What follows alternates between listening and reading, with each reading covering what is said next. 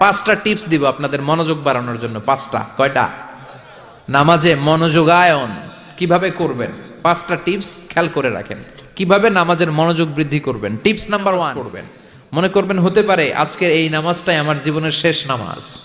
তাহলে প্রতিটা নামাজের সময় আমরা এই কথাটা ভাবি না কেন যে হতে পারে এই নামাজটাই আমার জীবনের শেষ নামাজ। 2 নাম্বার পদ্ধতি হলো নামাজের মধ্যে আহকাম এবং আরকানগুলো ধীরস্থির ভাবে আদায় করতে হবে। তাড়াহুড়ো নামাজের মধ্যে করা যাবে না।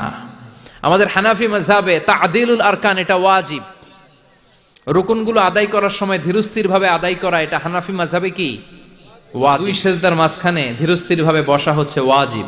তাহলে মনোযোগ বাড়ানোর 2 নাম্বার পদ্ধতি হচ্ছে কি করবেন? ধীরস্থির ভাবে। There is no rushing in salah, there is no hastiness in salah। নামাজের মধ্যে কোনো তাড়াহুড়ো নাই। তাড়াহুড়ো করলে এটা নামাজ হয় না। এমনকি নামাজের দিকে বিশ্বনবী তাড়াহুড়ো করে যেতেও নিষেধ করেছেন। ইদা উকিমাতিস সালাহ, নামাজ যখন শুরু হয়ে যাবে ধীরস্থির ভাবে যাবেন, তাড়াহুড়ো করে যাওয়া যাবে না।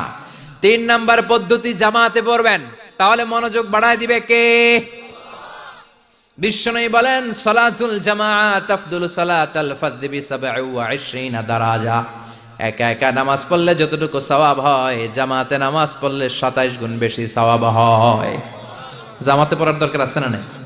জামাতে পড়লে আর মনোযোগ এদিক সেদিক যায় না। সবাই আল্লাহু আকবার, আমি আল্লাহু আকবার। সবাই আসসালামু আলাইকুম ওয়া রাহমাতুল্লাহ, আমি আসসালামু আলাইকুম ওয়া রাহমাতুল্লাহ। মন আমার এদিক সেদিক যাওয়ার সুযোগ আছে? কম, ঠিক কি না? 4 নাম্বার, নামাজে যা বলেন অর্থ বোঝার চেষ্টা করেন। আমরা সালাতে যেটা বলি এটার অর্থ বুঝি না। আমরা প্রতিদিন বলি আলহামদুলিল্লাহি রাব্বিল আর রহমানির মালিকি, আবার বলি সামি আল্লাহু লিমান হামিদা, কি কইলাম বুঝি নাই। সুবহান রাব্বিয়াল আলা মানে কি জানি না। আত-তাহিয়াত লিল্লাহি ওয়াস সালাওয়াত ওয়াত তাইয়্যিবাত অর্থ কি জানি না। এজন্য সালাতে যা বলেন এটা বুঝে বুঝে বলার চেষ্টা করেন।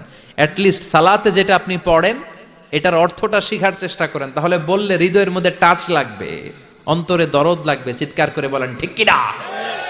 5 নাম্বার পদ্ধতি, নামাজের মধ্যে যে সুন্নাত গুলো আছে সুন্নাত গুলো আদায় করবেন, তাহলে নামাজের মধ্যে মনোযোগ বাড়ায়া দিবে কে? হাত তোলা সুন্নাত তোলেন।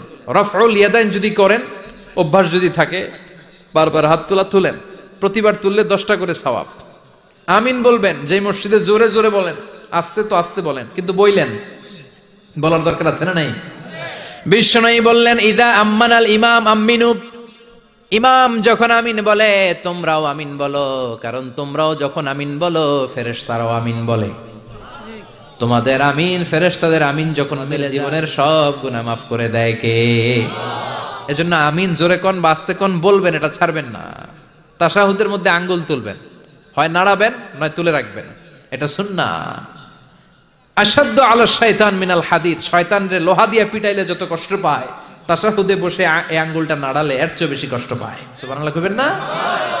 এজন্য মুরাআতুস সুনান, সুন্নাতগুলো মানার চেষ্টা করেন। সালাতে মনোযোগ বাড়ায় দিবে কে?